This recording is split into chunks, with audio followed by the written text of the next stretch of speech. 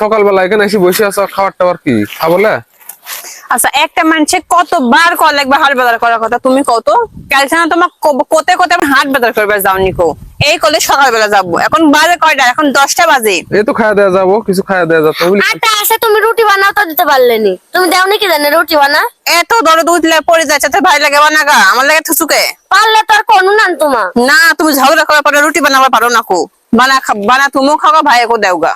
আর তুমি হাট বাজার করতে যাবে কি আর না গেলে ঘুম পারো কথা তো পেট ভরে শেষ আমি তো প্রতিদিন বানাই দি আচ্ছা রুটি বানা খাবে রাখি দে আমাকে কত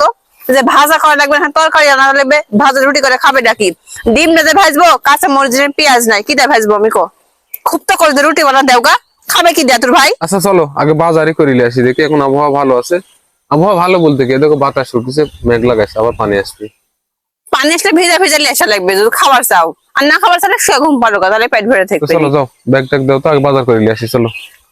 সত্যি যাবে তো হ্যাঁ আগে বাজারটা করিলে আসি চলো। যাও চলো দেখি পেয়ে চল তখন